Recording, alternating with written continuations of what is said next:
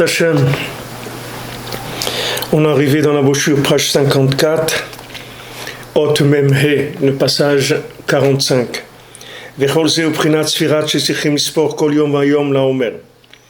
Et tout ce dont on a parlé auparavant, c'est le principe de la Sfirat HaOmer, qu'on doit compter chaque jour la Sfirat HaOmer.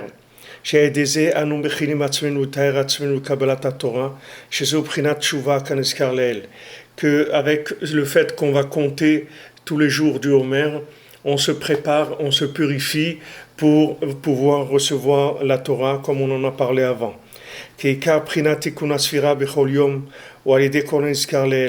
Parce que le principe, comment fonctionne ce tikkun, c'est-à-dire cette réparation de la sphira, c'est par le principe dont on a parlé avant.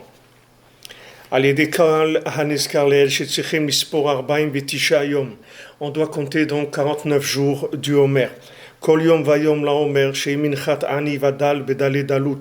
Chaque jour du Homer, c'est une offrande du pauvre qui vient amener son offrande dans la plus grande pauvreté et misère qui existe.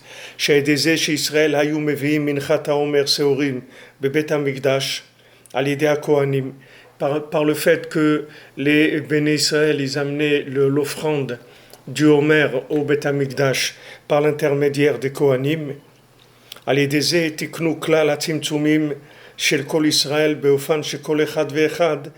Israël et avec ça ils réparaient, c'est-à-dire qu'ils mettaient en place le principe général des Tzimtzumim, c'est-à-dire de la contraction pour tout le Ham Israël, de façon à ce que chacun d'Israël, celui qui veut avoir pitié de lui-même et revenir vers Hachem, il peut revenir il peut revenir grâce à chaque point positif de chaque jour.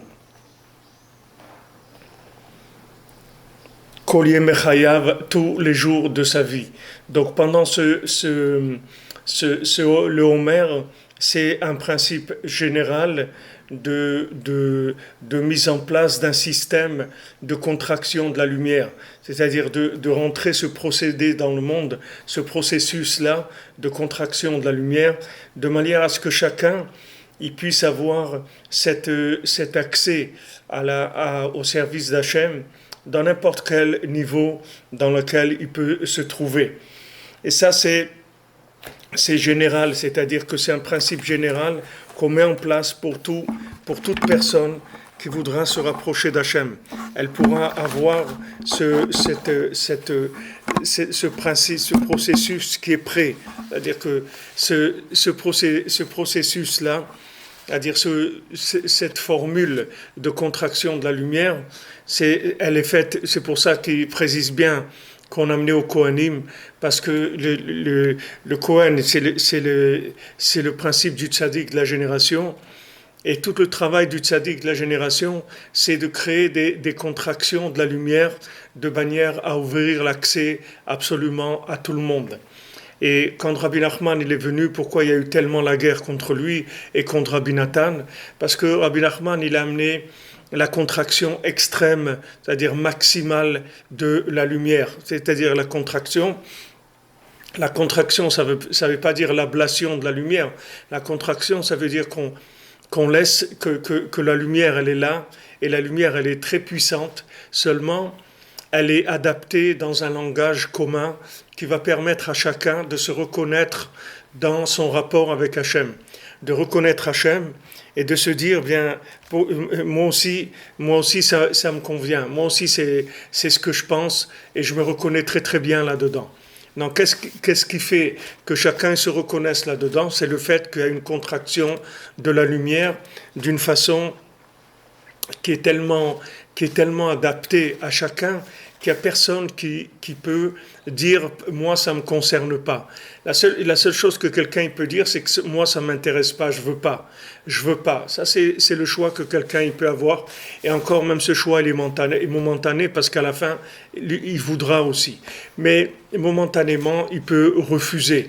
Mais si quelqu'un il ouvre un tout petit peu son cœur, il a aucune possibilité de se tromper. C'est-à-dire qu'il va être automatiquement pris en charge et le tzaddik qui va le rapprocher d'Hachem n'importe quel endroit où il se trouve.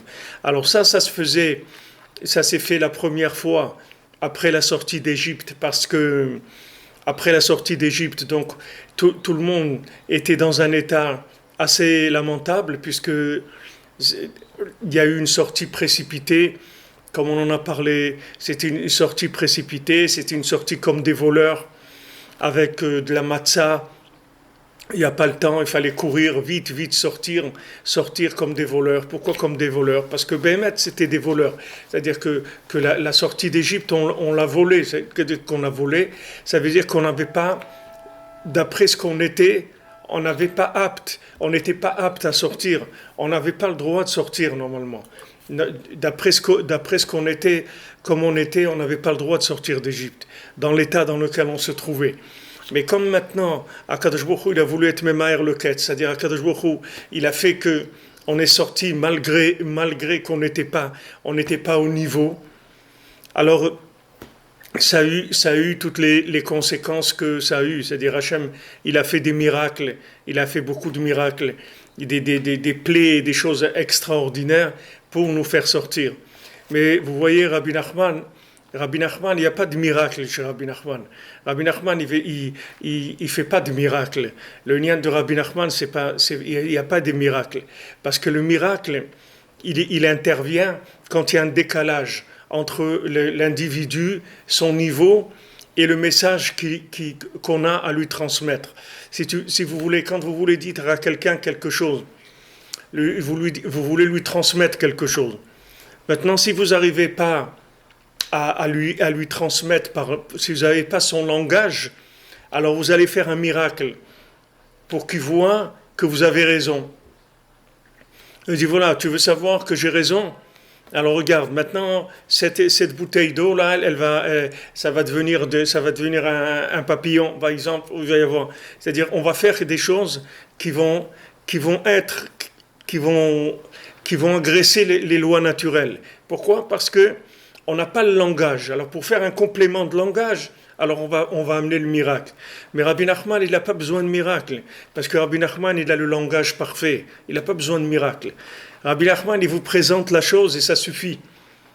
Parce que comme la Torah elle le dit, à Emet, Me'id le'atzmo, le Emet, il témoigne sur lui-même. J'ai pas besoin de dire une vérité et de faire un miracle pour que la vérité elle passe. Quand maintenant je fais un miracle pour faire passer la vérité, ça veut dire que la personne à qui je m'adresse, je n'ai pas encore le langage qui la concerne. Donc je vais créer une situation de précipitation, une situation dans laquelle je vais forcer la main et je vais obliger la personne à accepter la chose. Parce que je sais que c'est bien pour elle. C'est pour ça que je vais le faire. Mais seulement le fait que je dois utiliser des miracles, ça veut dire qu'il y a un décalage. Il y a quelque chose qui n'est pas en ordre. Pour ça que vous ne verrez pas ni Rabbi Nachman, ni Rabbi Nathan parler des miracles et faire tout un inyan des miracles. Il n'y a pas de miracle. Rabbi Nathan, son derech, ce n'est pas des miracles. Rabbi Nathan, le chemin de Rabbi Nathan, c'est qu'il fait une analyse de la situation, c'est-à-dire qu'il fait un bilan de la situation et il vous donne le conseil par rapport au bilan qui a été fait. D'abord, on fait un bilan, on fait une analyse, on voit ce qui se passe. Et une fois qu'on a fait le bilan, on dit voilà, le conseil, c'est tu fais ça, c'est tout. Il n'y a pas de miracle, il n'y a pas besoin de miracle. Comme quand un Breslever, on lui a demandé raconte-moi un miracle de Rabbi Nachman, il a dit moi je suis un miracle de Rabbi Nachman. Regarde-moi, moi je suis un miracle de Rabbi Nachman. Ça veut dire que Le plus grand miracle, c'est de trouver le moyen de communiquer la vérité à tous les niveaux. C'est ça le plus grand miracle qui existe. Donc quand on est sorti d'Égypte, qu'on a commencé à la Sfirat HaOmer, c'est pour commencer à nous purifier en venant humblement devant Hachem et lui demander de nous faire cadeau la Torah, de nous donner accès à la Torah, bien qu'on se trouve dans une pauvreté tellement grande, dans une misère spirituelle et de comportement qui est tellement loin. Donc ce concept-là, il se faisait par le fait qu'on amenait le Homer chez le Kohen, c'est-à-dire par le fait que maintenant on, on écoute les conseils, le conseil du tzaddik. Alors le tzaddik, il a amené dans le monde des éléments, que ces éléments-là, ils sont en accord absolument avec tout le monde. Donc Rabbi Nachman, il ne fera pas de miracle, il n'a pas besoin de faire de miracle. Il va amener une délivrance totale, mais une délivrance totale qui va être indue. C'est-à-dire que les gens, ils vont y arriver par un dû, c'est-à-dire par le fait que le message sera arrivé jusqu'à eux. Avec ça, Akadosh Baruch Hu, il va prouver que son message, il va au-delà du temps, au-delà de l'espace, et qui concerne absolument tout le monde. Ça, c'est le principe, si vous voulez, de la Geoula Acharona. La Geoula Acharona, la délivrance finale, la dernière délivrance, elle est sur le schéma de Purim, parce que le schéma de Purim, c'est un schéma de communication totale. C'est-à-dire tout le Nyan de Purim, c'est basé sur Mishloach Manot, qu'on s'envoie des Mishloach Manot les uns aux autres, on se voit des cadeaux les uns aux autres, on donne de la tzedaka aux pauvres, on fait un repas ensemble, on lit la Megillat Esther, on se déguise. Toutes ces notions-là, ce sont des notions de communication. Si les gens ils savaient se déguiser, et si les gens ils savaient se faire du bien, et échanger entre eux, il n'y aurait aucun mal dans le monde. Il n'y aurait aucun mal. Le problème, c'est que les gens, ils savent pas se déguiser. Les gens, ils sont raides. Ils veulent rester, ils veulent faire du Brexit. Chacun, il fait son Brexit. Il dit non, moi, ça marche pas. Moi, voilà, ma position, elle est claire, c'est celle-là et celle-là. Alors que si les gens, ils savaient se déguiser, ils arriveraient à communiquer et après, tout le monde serait d'accord. Alors le principe de la Géoula Harona, elle est basée sur Purim. C'est pas basé sur la sortie d'Égypte. Parce que la sortie d'Égypte, c'est Hachem, il est obligé de forcer la main en faisant une mise en scène miraculeuse. La dernière sortie, elle ne sera pas miraculeuse. On n'a pas besoin de miracle. On n'a pas besoin de miracle parce que le plus grand miracle qui est, c'est d'arriver à faire descendre la vérité, qui est la conscience d'Hachem, à l'individu qui est le plus loin du monde. C'est ça le plus grand miracle qui existe. Et ça, c'est pas un miracle. C'est de la contraction de la lumière. C'est-à-dire que quelqu'un qui sait contracter la lumière jusqu'à pouvoir s'adresser à n'importe qui, c'est-à-dire que quelqu'un qui est un grand fou du football et qu'il ne va pas aller à l'Euro 2016 et que le résultat, ça ne l'intéresse plus du tout. Et pourquoi ? Parce que ça ne l'intéresse plus, c'est tout. Parce qu'il est ailleurs. Ça, c'est le plus grand miracle qui est. C'est pas un miracle. C'est juste que la personne, on lui a appris à communiquer, à se rendre compte qu'il y a Hachem, et que Hachem, il est avec lui, et que Hachem, il l'aime, et que Hachem, il lui propose tellement de choses extraordinaires dans ce monde, que la personne d'elle-même, elle va laisser son addiction. Que ce soit l'addiction au football, ou que ce soit l'addiction à n'importe quoi d'autre. C'est-à-dire, cette addiction, il y a un moment où la personne, elle est d'accord, elle laisse tous ces jouets qu'elle a, tous les jouets qu'elle a, que ce soit le football, que ce soit les plaisirs, que ce soit l'argent, que ce soit tout ce qu'il y a dans ce monde, elle les laisse. C'est pas parce que elle fait un effort de casser ces choses-là et de les sortir, c'est que ces choses-là, elles n'existent plus dans sa vie. C'est pas parce que il les a mis dehors, c'est parce que ces choses-là, elles sont plus là, parce que maintenant, il communique avec Hachem. Donc Hachem, il a rempli le manque qu'il avait. Pourquoi quelqu'un y jouait ? Pourquoi quelqu'un y joue ? Parce que sa maman, elle n'est pas là. Pourquoi un petit enfant, il joue au train électrique ? Pourquoi il joue à ça ? Parce que sa maman, elle n'est pas là. Et même si elle est là, elle ne s'occupe pas de lui. Il ne la sent pas disponible. Mais si sa maman est là, un petit enfant, il n'y a rien au monde qui peut préférer que de jouer avec sa maman, d'être avec sa maman. Il n'y a rien au monde qui peut remplacer ça, qui peut venir concurrencer ce rapport-là. Donc maintenant, toutes les addictions qu'on puisse avoir, que c'est des addictions à l'alcool, à la drogue, à n'importe quoi, tout genre d'addiction qu'il y a dans le monde. C'est-à-dire qu'une personne, elle ne peut pas se passer de quelque chose, c'est parce qu'elle manque de présence divine dans son cœur, c'est tout. Et pourquoi elle manque? Parce que le langage qui la concerne, il n'a pas été mis au point encore. Ou bien parce qu'elle n'a pas eu encore le mérite de rencontrer ce langage-là. Alors maintenant, Baruch Hashem, Rabbi Nachman, il est venu. Il a mis en place un langage qui est international, c'est-à-dire qui concerne tous les individus, tous les animaux, toutes les plantes, toutes les pierres, là où il y a de la vie, le langage de Rabbi Nachman, il arrive à connecter cette vie avec Hashem. Et quand maintenant vous avez de la divinité dans votre cœur, vous avez besoin de rien du tout d'autre. Rien du tout. Vous avez besoin de rien d'autre. Vous voyez, Rabbi Nathan, il est comblé, c'est un homme comblé. Pourtant, c'est un homme, on le persécutait, il était pauvre, etc. Mais c'est un homme comblé, c'est un homme heureux. C'est un homme, il est dans le top, dans le maximum du bonheur qu'un homme il peut atteindre sur terre. Pourquoi? Parce qu'il a trouvé le langage de la communication avec Dieu. Donc, il a terminé avec tous les manques du monde. Le seul manque qui est véritable, c'est le manque de présence d'Hachem dans mon cœur, c'est tout. C'est la seule chose qui me manque. Si maintenant Hachem il est dans mon cœur, j'ai besoin de rien. Vous voyez, David Ameller, il veut rien. Hachem il lui demande, David, qu'est-ce que tu veux? Il dit, je veux rien du tout. Mais dis-moi, je te donne, qu'est-ce que tu veux? Il dit, je veux rien. Je veux rien. Je veux rien, je suis comblé, je veux rien du tout. Je veux rien, je veux juste le mérite de pouvoir vous louer, c'est tout. J'ai rien d'autre, j'ai besoin de rien. Parce que, alors les gens, quand ils voient ça, ils croient que c'est un surhomme. Ils disent, ouais, comment il s'est battu, il a fait des efforts énormes. Et c'est pas ça qu'il a fait.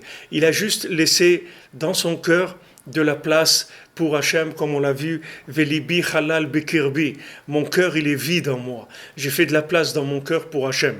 Alors maintenant, nous, on ne nous demande pas de faire de la place dans notre cœur pour Hachem, parce qu'on n'est pas au niveau de faire ça. Ce qu'on nous demande, c'est juste de savoir, d'être convaincu, d'avoir la émouna, que la moindre petite chose qu'on fait pour Hachem, ça a une très grande importance à ses yeux, et il nous aime beaucoup, et il est prêt à tout nous donner pour la moindre miette de choses qu'on va faire pour se rapprocher de lui. Donc cette conscience-là, elle vient du principe du Homer. C'est pour ça qu'on a besoin de compter chaque jour pour le Homer.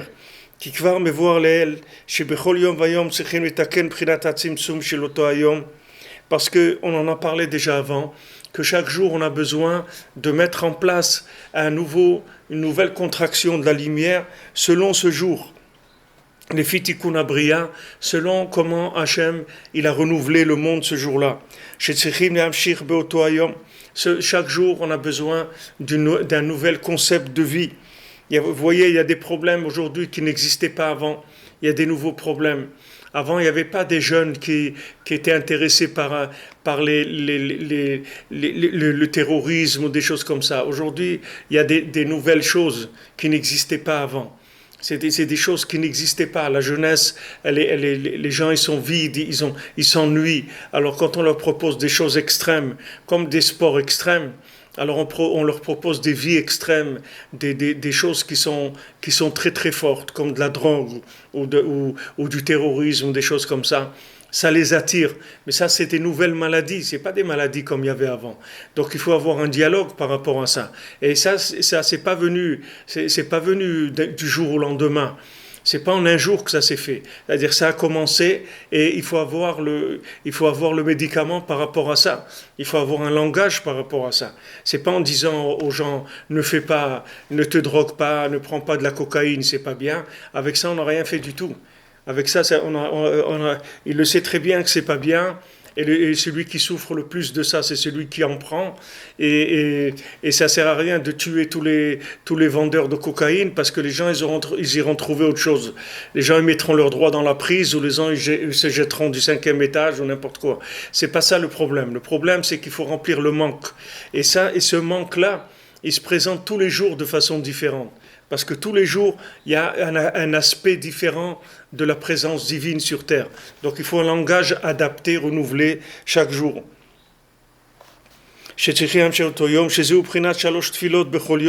Que ça, c'est pourquoi on fait 3 prières chaque jour, le matin, à Mincha, c'est-à-dire on commence à Arvit, et le soir, le matin, et à Mincha.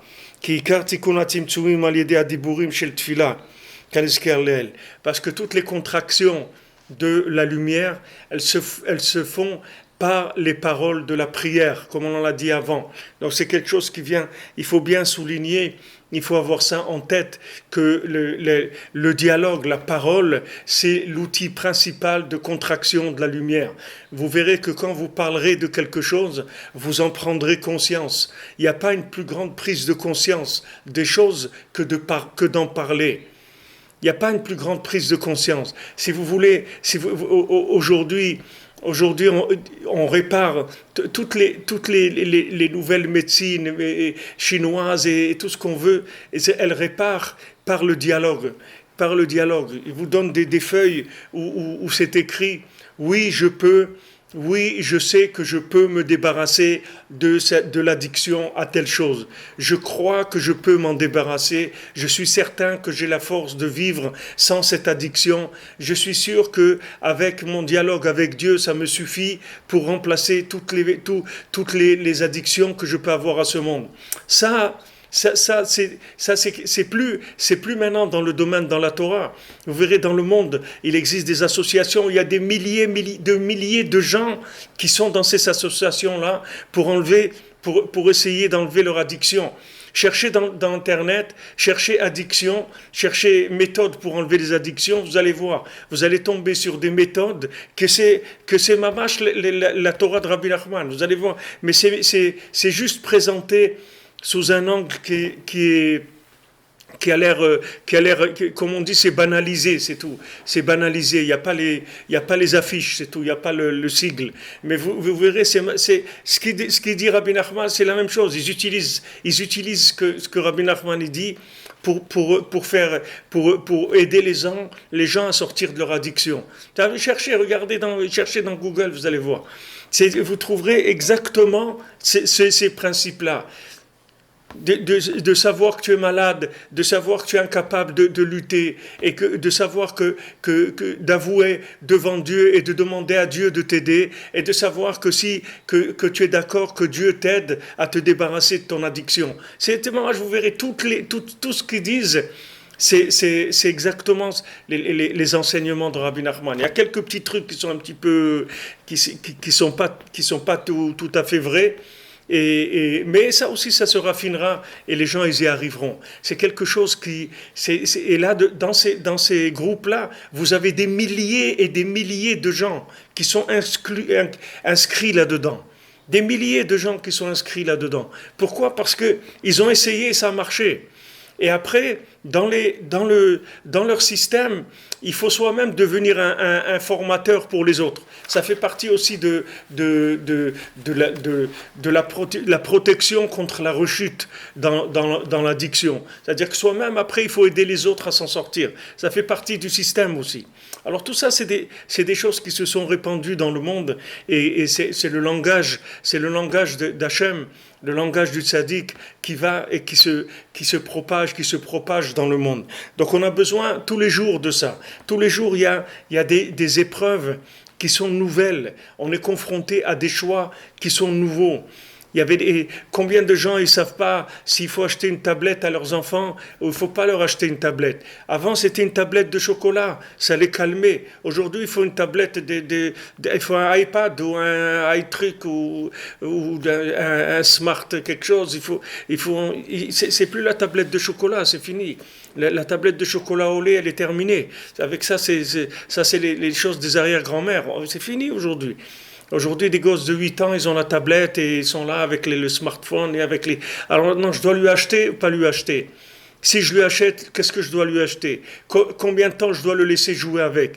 Est-ce que maintenant ça va l'aider? Est-ce que je lui enlève complètement? Je ne vais pas lui donner envie encore plus? Et si je lui donne, est-ce qu'il ne va pas se perdre complètement? Comment je gère ça? Qui est-ce qui peut vous dire comment vous gérer ça? Celui qui prétend qu'il va vous donner conseil, c'est un fou. C'est-à-dire, qui est-ce qui va vous dire comment gérer ça? Si vous ne venez pas pleurer devant Hachem, dit regarde Hachem, tu m'as donné un enfant, il est pur, il est beau, il est magnifique, je t'en prie, comment on fait? Comment on fait? Je ne vais pas l'enfermer dans une grotte. Je ne peux pas l'enfermer dans une armoire. Donc, l'enfant, il va à l'école, il a des amis, comment on fait pour ça? Vous voyez bien qu'il y a des problèmes, que ces problèmes-là, il n'y a pas de solution. Alors il y a certains dans le monde orthodoxe, ils coupent tout. Ils disent celui qui a Internet, le smartphone, les trucs, tout ça, ça vaut rien, c'est interdit, c'est assourd, c'est truc. Ok. Donc il faut que je devienne un martien. Donc il faut que je devienne un martien, c'est ça que tu veux. C'est-à-dire que si je veux rester juif, il faut que je devienne un martien.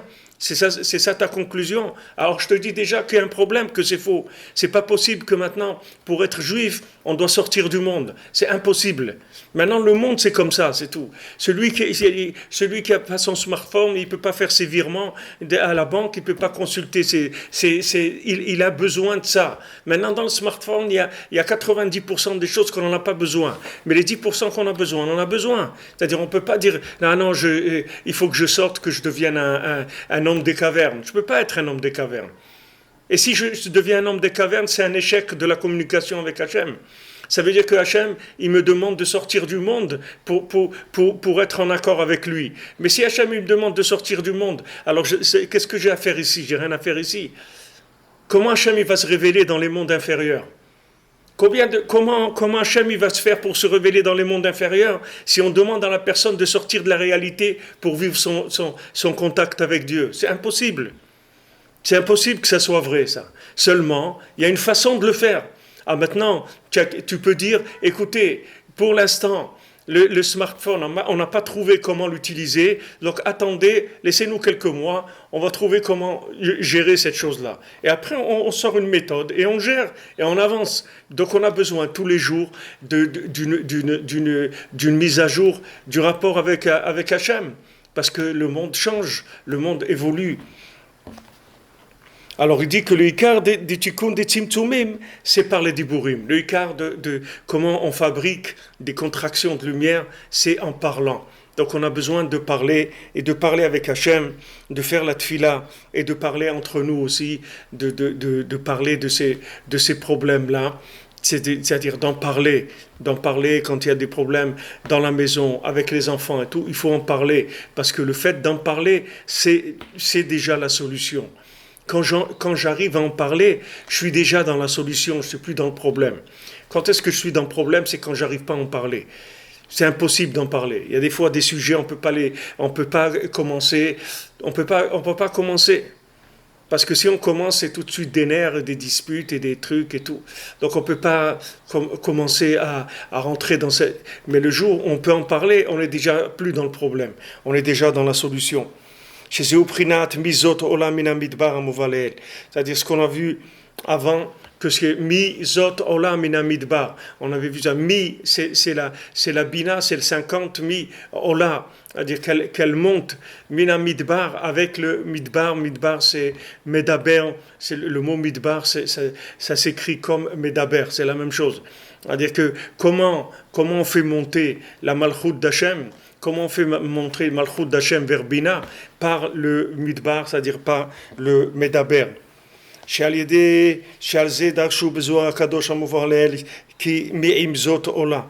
que sur ça, ils ont dit, le Zohar, il a dit Mi'imzot Ola, c'est-à-dire qui est-ce qui monte qui est-ce qui fait monter la Malchut?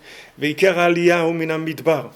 Donc l'élévation principale, elle se fait du désert, Aïnou Aliyedé à Dibour, comme voir Bezor Kadosh. Donc Midbar, c'est le principe du Dibour Bamidbar, ça veut dire Bamedaber. Après c'est faire Dvarim. Et vous voyez, je vous ai dit déjà dans la Torah vous avez le Sefer Bereshit au commencement, et après tous les autres Sfarim, ça parle que de la parole. Vous avez Shemot, c'est des noms. Vaikra, c'est appelé. Bamidbar, c'est Medaber. Dvarim, c'est des paroles. C'est que ça, la Torah. La Torah, c'est que des paroles, c'est tout. C'est que le monde de la parole. C'est le monde de la parole, c'est l'outil de la parole qui est utilisé pour la contraction de la lumière divine. C'est ça le but de l'outil de la parole. Hachem, il nous a donné l'outil de la parole parce qu'avec ça, on peut contracter l'infini et on peut le rentrer dans le fini et le vivre de façon qui nous soit agréable et qui soit dans nos proportions, là où on se trouve, à notre niveau, chacun là où il est. Shepata Rabbi Elazar ve'amar, Rabbi Elazar il a dit Mizot ola min midbar. Il a dit qui est celle qui monte du midbar, c'est-à-dire comment on fait monter la malchut vers Bina avec le dibour. Kema de'at amar umidbar cha nave, comme c'est écrit, comme on dit umidbarech nave. Ton désert, c'est-à-dire ta parole, elle est belle. Be'ahu mila defuma. Alors le Zohar il dit Be'ahu le mila defuma, avec cette parole de la bouche. C'est ça ce midbar là. Ce désert, c'est la parole de ta bouche. Hi salkat ve'alat min gatfe de'ima ulbatar bedibura hi nachtat ve'sharaya al rosheu de'ama kadisha. Alors hi salkat ve'alat min gatfe de'ima. Elle monte et elle s'élève des gatfés, des ailes de la mer, et après elle va vers la parole. Elle va après elle va vers la parole, et de la parole elle descend et elle se pose sur la tête du peuple qui est Kadosh, c'est-à-dire du Ham Israël. Donc elle monte, c'est-à-dire la malchoute, elle monte des ailes de la Bina, elle va dans la parole et elle vient se poser sur la tête du Ham Israël. C'est pour ça que on doit chaque jour compter à voix haute les jours du Homer. D'attirer le tikkun du tzimtzum, c'est-à-dire la formule adaptée à la journée. Chez l'auto-ayom de ce jour-là, les déclats la tikkun chez le minchat haomer chez écrivou Israël. Grâce au tikkun général, c'est-à-dire au principe général du Homer que le Ham Israël il a fait au moment où qu'on est sorti d'Égypte et qu'on a fait le Homer. Alors, et quand il y avait le Beth Amikdash, qu'on faisait le korban du Homer, ce korban, cette offrande du Homer, elle permet à chacun de tous les jours de sa vie de pouvoir trouver la formule adaptée à sa journée. Parce qu'il suffit qu'il ait uniquement la Emouna, que chaque jour est différent des autres et que chaque jour il a besoin, comme chacun il a besoin de manger tous les jours, chacun il a besoin, et que pour manger maintenant il doit préparer à manger, ne serait-ce qu'acheter du manger. Il est ou cultiver ou faire ce qu'il veut, mais il a besoin de s'approprier du manger chaque jour. La même chose, l'âme, elle a besoin de nourriture tous les jours pour pouvoir s'orienter dans ce monde. Donc, comme il a dit que la parole, elle descend sur la tête du Ham Israël, c'est-à-dire que la parole qu'on a faite, qui vient de la Bina, c'est-à-dire qui est venue du fait qu'il y a une extrapolation des notions par rapport à la réalité, c'est-à-dire qu'on a déduit des nouvelles choses, ça vient sur notre tête, ça va nous donner l'esprit qu'il y a à avoir dans la journée.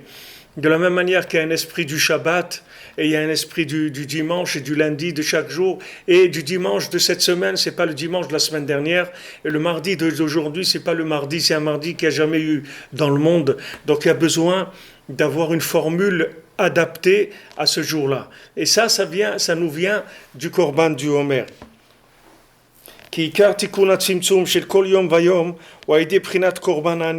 Parce que si quelqu'un il veut fabriquer le vêtement du jour, c'est-à-dire la contraction du vêtement du jour, c'est-à-dire comment il va arriver à gérer sa journée par rapport à Hachem, ça va se faire par le principe du korban du Hani, c'est-à-dire pas le korban du pauvre, c'est-à-dire l'offrande du pauvre. Chez Prinat Minchat HaOmer Kaniskar Leel, qui est la Minchat HaOmer, c'est-à-dire qui est ce principe d'amener le Homer.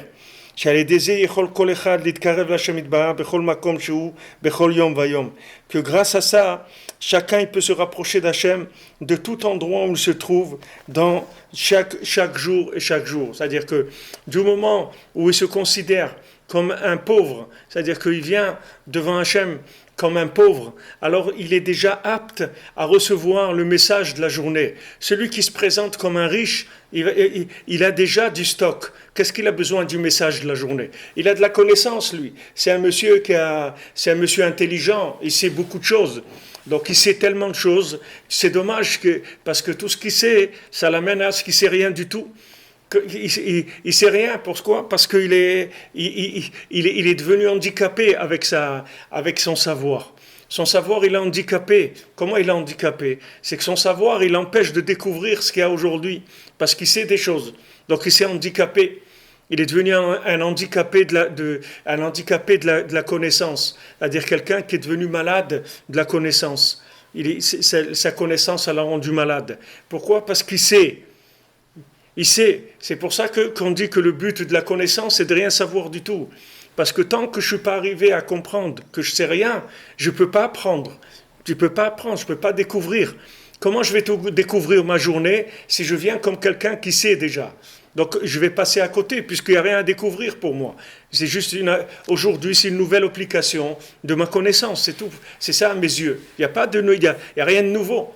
Quelqu'un il va dire pourquoi je vais mettre les tefs tous les matins, pourquoi je vais mettre les tefilines, je vais mettre le talit, je les ai mis déjà, qu'est-ce que ça va m'ajouter? Mais non, si tu ne mets pas les tefilines aujourd'hui, si tu ne mets pas ton talit aujourd'hui, tu ne vas pas capter la lumière qu'il y a aujourd'hui, qui est nouvelle, le message il est nouveau, l'esprit il est nouveau, la force qu'on va te donner, les conseils ils sont nouveaux par rapport à la journée. Tous les jours, comme nos sages nous disent, que Hayom, quand la Torah elle nous dit Hayom, qu'on fait le schéma, que le schéma il nous dit que tu dois aimer Hachem Hayom aujourd'hui, comme en sachant qu'aujourd'hui c'est complètement nouveau. La Torah elle est nouvelle, le monde est nouveau. Donc il ne faut pas que tu viennes comme un connaisseur, il faut que tu viennes comme un pauvre. Parce que tu viens comme un pauvre, tu dis voilà, je suis là, j'attends le message de la journée, c'est tout. Je ne sais pas aujourd'hui, je ne sais pas. C'est pas que je vais aujourd'hui, je ne sais pas où je vais aller. Je fais ma vie normale. Je vais faire ma prière, je vais à mon travail, je fais ce que je fais normalement. Mais je sais qu'aujourd'hui, il y a un message nouveau, il y a un langage nouveau avec lequel je peux me connecter à Hachem de façon adaptée à la norme de la journée, aux éléments de la journée. C'est ça que j'ai besoin. J'ai besoin chaque jour qu'on me donne des informations qui sont adaptées à la journée. Comme maintenant de l'hiver à l'été, je change mes vêtements, je change ma façon de manger, je mets pas le chauffage, je mets l'air conditionné, etc. Chaque jour, il y a des changements. Donc ces changements-là, il y a besoin d'une adaptation. Et pour ça, il faut venir comme un pauvre. Si quelqu'un il vient comme un riche, il va passer à côté de ce qu'il va faire aujourd'hui. Pourquoi les gens qui sont riches, ils cherchent encore à faire de l'argent? Parce qu'ils se considèrent comme des pauvres. Parce qu'ils sont comme des pauvres. Mais si vous êtes quelqu'un si vous êtes quelqu'un qui avait de quoi vivre normalement, vous avez tout ce qu'il faut, vous n'allez pas chercher à vous enrichir. Parce que ça ne vous intéresse pas. Parce que vous n'avez pas assez de manque pour chercher à vous enrichir. Chercher à s'enrichir, il faut avoir des manques. Et ce manque-là, il peut être créé que par la richesse. C'est que les gens riches qui arrivent au manque. Plus quelqu'un il est riche et plus quelqu'un il lui manque. Quelqu'un il a 10 immeubles, pour lui c'est rien du tout. Il a besoin d'avoir 100 ou 200. Mais celui qui a un appartement, il lui manque rien du tout. Il a son appartement, il vit et c'est tout. Il n'y a pas Mais dans le spirituel c'est la même chose. Qui sait qui sont le plus en manque? C'est ceux qui savent le plus de choses. Ceux qui savent le plus de choses et qui sont allés au bout de la connaissance et qui ont annulé leur connaissance, c'est eux qui sont le plus en manque. Parce que eux, ils ont conscience de qu'est-ce qu'on peut savoir dans ce monde. Alors ils sont pressés, ils sont friands d'apprendre des choses de manière à pouvoir les annuler et pouvoir découvrir de nouvelles choses. Donc vous voyez que les tzadikim, ils sont toujours à la recherche de choses nouvelles, parce qu'ils ont une telle connaissance de ce qu'ils ont découvert dans leur vie. Comme Rabbi Nachman il a dit, si je savais qu'est-ce que Hachem il allait faire de moi, tout ce que j'ai fait dans ma vie, je l'aurais fait en 1 heure. En 1 heure, j'aurais fait tout ce que j'ai fait dans ma vie. Parce que les tzadikim, quand ils découvrent qu'est-ce que c'est le rapport avec Hachem, qu'est-ce que c'est la Torah d'Hachem, et comment tous les jours on peut découvrir, en étant dans ce monde, on peut faire descendre dans ce monde des choses extraordinaires. Alors ils sont pressés de découvrir et d'annuler la connaissance et de retourner dans la simplicité totale pour pouvoir recevoir un nouveau d'Hachem. Dans la simplicité totale, il n'y a pas plus haut, il n'y a plus parfait que la simplicité. Ça n'existe pas plus haut et plus parfait que d'être simple. La simplicité, c'est le niveau le plus haut qui existe. Rabbi Nachman, il dit que Hachem, il est infini. Et Hachem, il est infini et il s'appelle Pashut. Hachem, il s'appelle simple. Ne croyez pas que simple, ça veut dire simplé. C'est pas ce que ça veut dire. Simple, ça veut pas dire simple, ça veut dire parfait, simple. C'est ça la simplicité. La simplicité, c'est la perfection. Ne croyez pas que la simplicité, c'est un truc comme ça de bonhomme qui est, comme on dit, il est un peu simplé. Il est un peu simplé. Comme il disait à Toulouse, il est innocent, c'est un innocent. C'est-à-dire un innocent, ça veut dire il est un peu taré, le bonhomme. Mais c'est pas ça, simplé. Simplé, ça veut dire que la personne, elle est arrivée à tout simplifier de manière à enlever tout ce qui n'a pas besoin. Tout ce qui n'a pas besoin, il reste quoi? Il reste rien que l'amour d'Hachem, c'est tout ce qui reste. Tout, il a enlevé. Tout le reste qui n'était pas ça, il a débarrassé. Il est resté dans la joie et l'amour d'Hachem et l'acceptation de tout ce que Hachem lui envoie en étant content. Quand vous voyez dans le conte du Chacham et du Tam, vous voyez l'homme simple, cordonnier, et il ne sait pas bien faire ses chaussures. Mais il est joyeux. Il demande à sa femme, donne-moi un beefsteak, elle lui donne une tranche de pain. Donne-moi une bière, elle lui donne de l'eau. Après, il lui dit, donne-moi du poulet, elle lui donne du pain. Et il dit, donne-moi un whisky, elle lui donne de l'eau. Et il est content. Il a demandé du whisky, il a reçu de l'eau. Mais il dit, dans l'eau, il avait tous les goûts du monde. C'est ça le principe de la manne. La manne, ça veut dire quoi? Manhu, qu'est-ce que c'est? Ça veut dire quand la personne elle est arrivée à simplifier tout, qu'il n'y a plus du tout de rien qui est superflu, alors elle arrive au point de divinité de la chose, et là elle ressent la présence d'Hachem, elle est comblée. Alors les tzadikim, eux, c'est ce qu'ils font. Les tzadikim, qu'est-ce qu'ils font? Ils découvrent Hachem.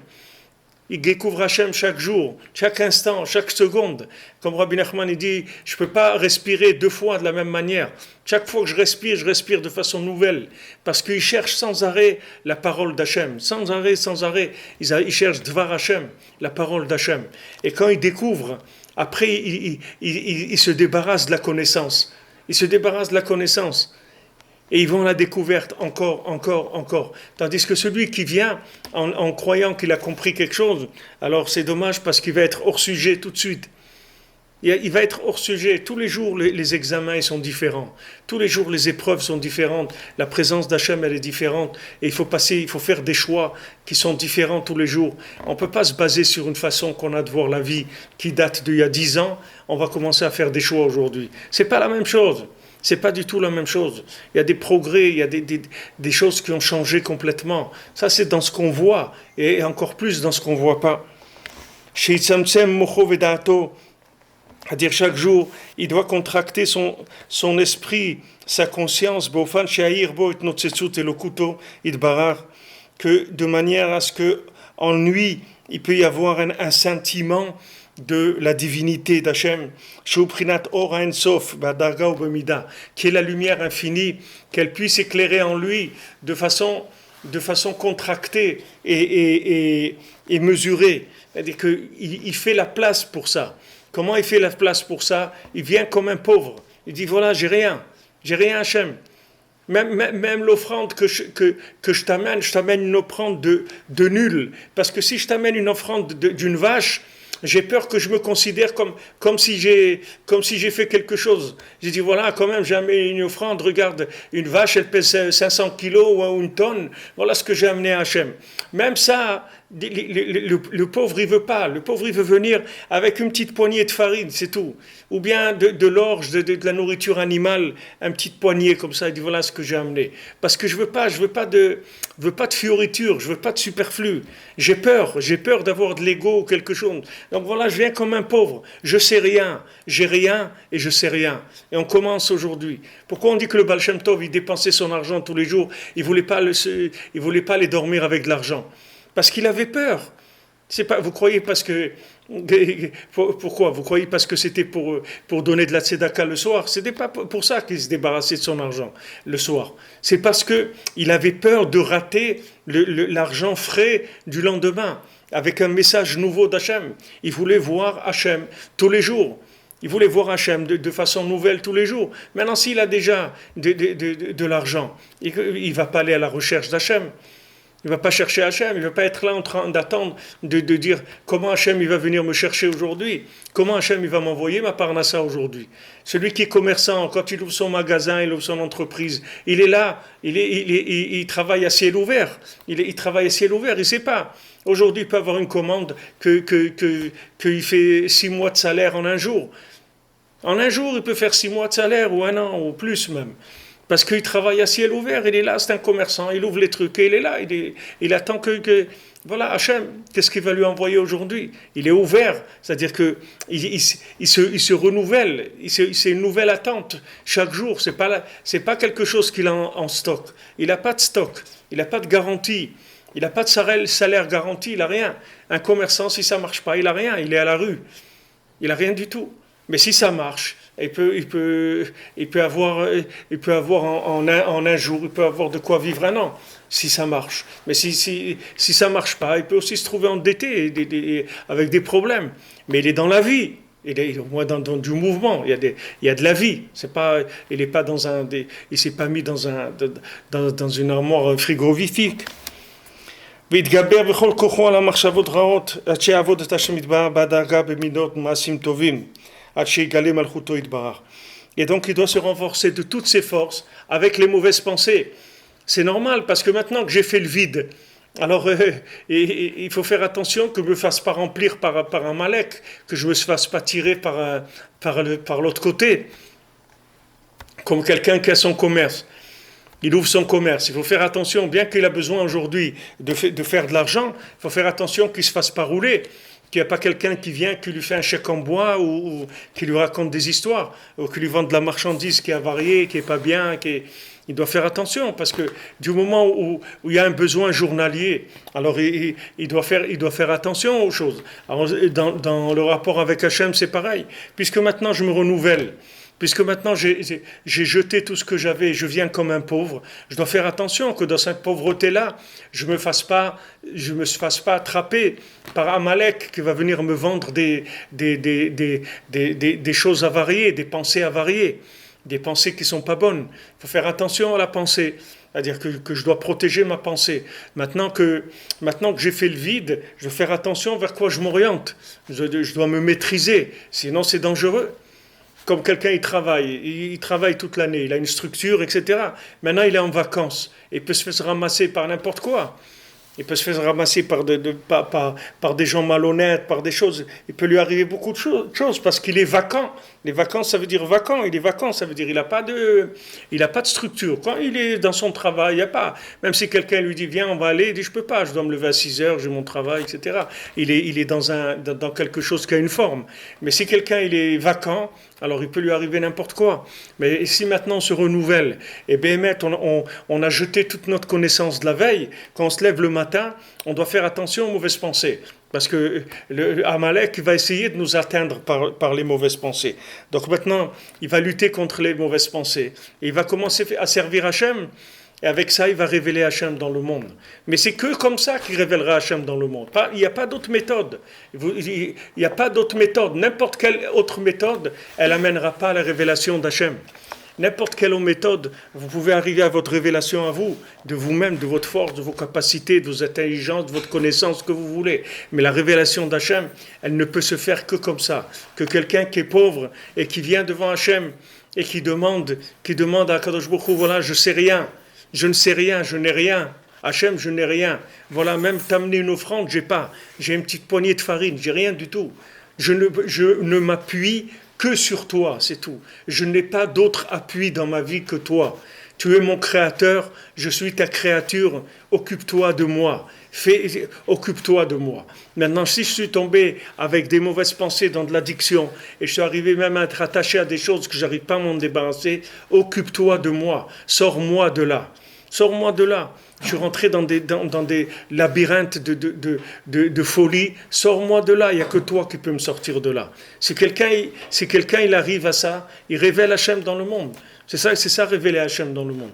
C'est que la personne, elle fait ses choix, elle les annonce avec sa parole, et elle entretient le dialogue avec Hachem dans tout ce qu'elle fait. Avec ça, elle révèle Hachem tous les jours. שזה בחינת כלל כוונות הספירה, שהוא לתקן בחינת מלכות כמובן בכוונות. Ça, c'est le principe général de la sphira Taomer, que c'est fait pour réparer la sphira de Malchut. Avec quoi on finit la sphira? On finit avec la sphira par Malchut Shebe Malchut, c'est le 49e, c'est même tête, c'est la 49e et le 40e jour de la sphira, c'est même tête. Et alors c'est notre Torah dans laquelle on est, qui est la Torah même tête aussi dans l'écouté moral. C'est-à-dire que c'est la réparation de Malchut. Malchut, c'est la sphira d'en bas. C'est-à-dire que c'est en même temps le vide total, parce qu'elle reçoit de toutes les autres sphirotes, mais en même temps c'est la couronne du niveau d'en bas. Donc, entre couronne, en couronne et vide total, c'est la même chose. Pour être un roi, il faut être complètement vide. Qu'est-ce que c'est un roi? C'est quelqu'un qui a un pouvoir sur les individus, qui peut diriger des milliers d'individus. D'où ça lui vient? De la capacité du vide qu'il est capable de faire en lui. C'est de ça que ça lui vient, le pouvoir. Les gens ils croient que le pouvoir, ça vient de se remplir, en se remplissant de connaissances. Voilà, celui-là, il a fait Oxford ou il a fait Harvard, il a fait Polytechnique, il a fait ça, il a fait ça. Mais c'est pas avec ça qu'on a le pouvoir. Ça, c'est le pouvoir de la cuisine. C'est un pouvoir de cuisinier, ça. C'est pas un pouvoir de générateur d'énergie. C'est des gens qui savent gérer une énergie qui suppose qu'il se trouve dans l'endroit. Le véritable pouvoir, c'est de donner l'énergie en même temps. Sinon, c'est pas du pouvoir. Si vous dites à quelqu'un, va acheter une paire de chaussures, il faut lui donner l'argent pour acheter la paire de chaussures. Sinon, tu lui dis, va acheter une paire de chaussures. Tu peux lui dire aussi, va acheter un avion, si tu veux. Qu'est-ce que tu as fait? Tu n'as rien fait du tout. Si tu dis à quelqu'un, tu sais, il faut que tu sois joyeux. Alors oui, d'accord, il faut que tu sois joyeux. Alors, mais il faut que tu me donnes les moyens d'être joyeux. Sinon, qu'est-ce que tu es en train de me dire? C'est ça le pouvoir. Le pouvoir d'un roi, c'est que quand il vous dit de faire quelque chose, il vous donne la force de le faire. C'est ça un vrai maître. C'est ça un roi. C'est ça la malchoute. D'où ça lui vient, ce pouvoir-là? D'où ça lui vient? Ce pouvoir de la couronne, ça lui vient du vide total. Parce qu'il sait se vider complètement. Comme il sait se vider complètement, il reçoit de l'énergie divine. Et cette énergie divine, il la transmet, et c'est ça qui fait de lui un roi. C'est ça le véritable pouvoir. Le véritable pouvoir, c'est ça. Si quelqu'un il veut régner dans sa maison, il veut avoir le pouvoir, il veut que sa femme, ses enfants lui donnent le pouvoir. Il doit leur donner de l'énergie pour fonctionner. Il doit leur donner de la joie. Il leur donner de la force de vivre ce qu'ils ont à vivre. C'est avec ça qu'il va avoir le pouvoir. C'est pas en leur demandant à eux des choses. C'est pas en prenant de eux. C'est en leur donnant ce dont ils ont besoin. Pas que matériellement. C'est pas qu'un distributeur de billets, un père de famille. C'est quelqu'un qui donne à sa famille l'énergie pour vivre dans ce monde, connecté avec Hachem, dans la joie, dans la confiance en soi, en étant bien, en leur donner ce secret du renouvellement, que de savoir qu'on ne sait rien et que chaque jour ça se renouvelle.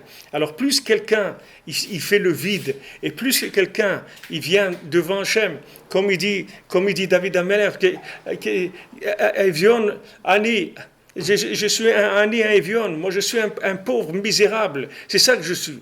Il dit, mais comment David Améler, le roi David, comment il peut dire quelque chose comme ça? Mais c'est ça le roi David. Vous croyez quoi que c'est le roi David? Le roi David, vous croyez que c'est une tête un multi-connaissance, un multi-cerveau? C'est pas ça le roi David. Le roi David, c'est quelqu'un que dans son cœur, il se sent l'être le plus nul de la terre. C'est ça le roi David. C'est ça Rabbi Nathan. Rabbi Nathan, pourquoi il transmet des choses comme ça? Parce que c'est un homme qui s'est senti le plus nul de la planète. C'est pour ça qu'il est arrivé à transmettre des choses comme ça.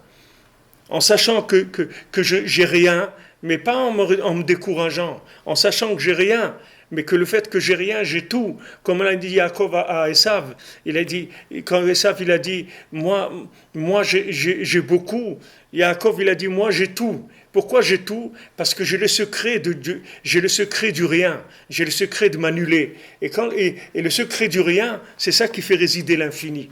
Si vous voulez que l'infini rentre dans le fini, il faut que le fini il soit aplati complètement, c'est-à-dire qu'il soit simplifié au maximum de la simplification. Et à ce moment-là, l'infini peut résider dans ce fini-là.